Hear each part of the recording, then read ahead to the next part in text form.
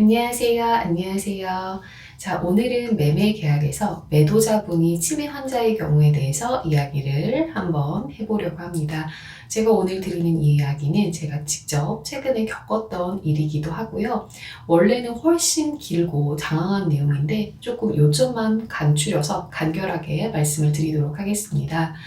자, 먼저 결론부터 말씀을 드릴게요. 매도자분, 집 파시는 분이 치매 환자의 경우에는 법원의 후견인 지정을 받아서 매매 계약을 체결을 해야 됩니다. 그게 가장 원칙적인 방법이고요. 근데 사실 저희가 실무에서 일하다 보면은 계약을 진행하다가 치매 환자인 경우를 알게 되는 경우도 있어요. 그렇기 때문에 오늘 드리는 이야기는 이런 내용의 이야기가 될 것 같은데요. 사실 이 물건을 접수받은 건 아들분이 직접 연락을 주셨어요. 아들분이 물건을 내놓으셨고 저희가 물건을 접수받을 때는 명의자분한테 다 확인을 합니다. 그래서 명의자분한테 전화를 걸었는데 전혀 이상한 느낌을 못 받았어요. 내가 나이가 많으니까 웬만한 계약에 대한 조율에 대한 내용은 아들이랑 이야기를 해주세요 라고 하셔서 그렇게 진행을 했고 물건을 광고를 올리고 또 이 물건을 마음에 들어 하시는 손님을 찾았습니다. 그래서 마지막 가격 조율이나 이런 걸 다 하고 또 명의인분한테 확인을 합니다. 저희가 이렇게 계약을 진행을 하려고 하는데 괜찮으실까요? 라고 해서 동의한다는 내용을 받고 계약을 진행을 했습니다. 계약금의 일부가 들어간 상태였고요.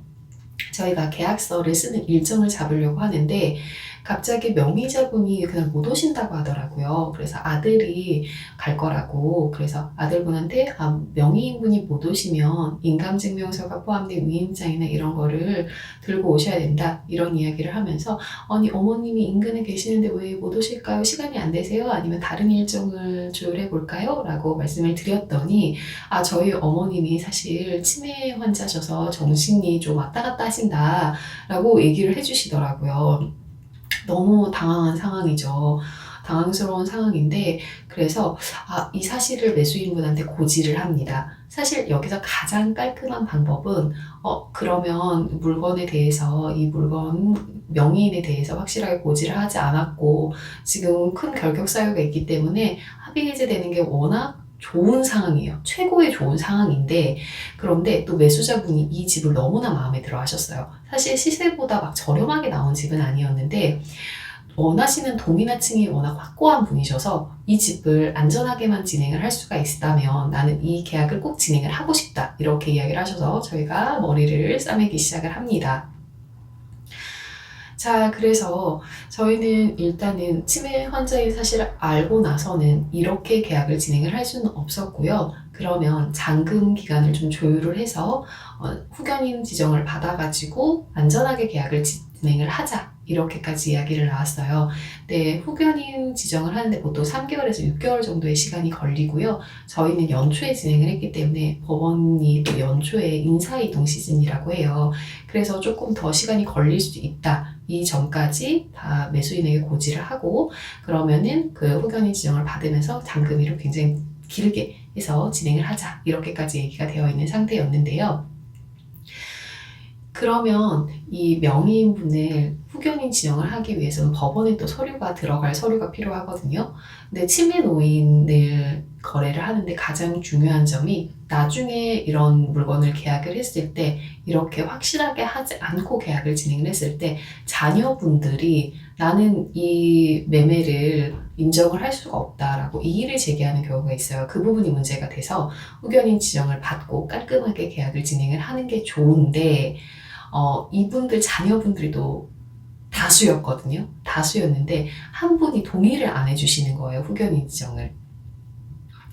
그러니까 뭐 재산에 대한 분쟁이 있었거나 아마 그런 상황이겠죠. 제가 정말 속 깊은 상황까지는 모르지만 그런 상황이어서 만약에 잔금일을 이렇게 최대 6개월, 7개월까지 길게 잡아놓고 했는데도 후견인 지정이 안 돼서 이 부동산을 정상적으로 매매를 할 수가 없으면 이 매수자가 겪어야 될 피해가 너무 큰 상황이잖아요. 이런 부분에 대해서도 좀 고민을 해보셔야 될 것 같고요. 그래서 저희 이걸 다 얘기를 했습니다. 저 같고요. 그리고 매수자 있고 법무사분도 오셔가지고 이 상황에 대해서 막 설명을 하고 회의를 하고 논의를 했습니다. 그리고 만약에 어찌저찌 자녀분들의 위임장이나 이런 걸로 해서 계약을 억지로 편법적인 방법, 편법이라고 하기 좀 그렇나요?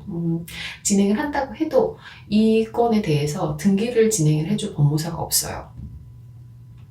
저희가 아는 법무사분들이 많잖아요. 아는 법무사분들한테 다 전화를 했는데 저희는 치매 노인은 진행을 하지 않겠다라고 하는 사무실들이 99%였고요.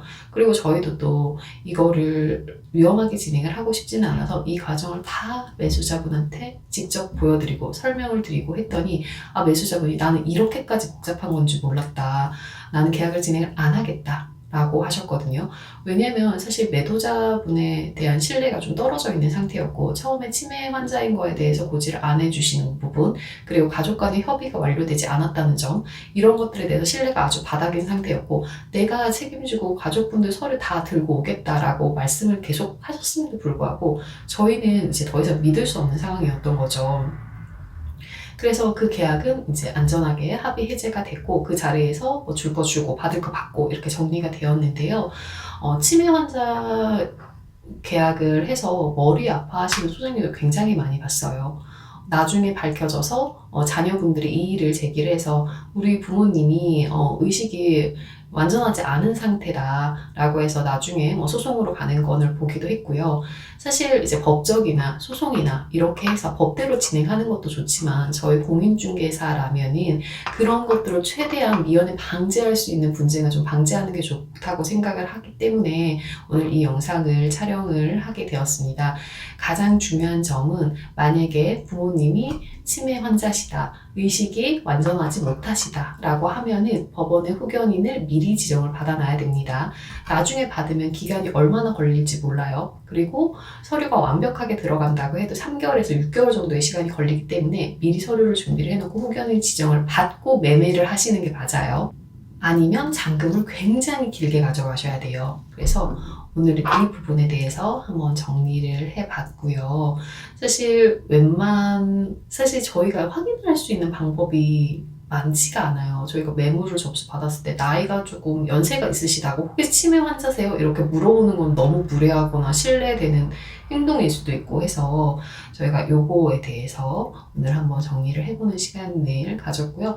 오늘 제가 굉장히 간단하게 말씀을 드렸지만 저 진짜 현장에서 너무 힘들었습니다.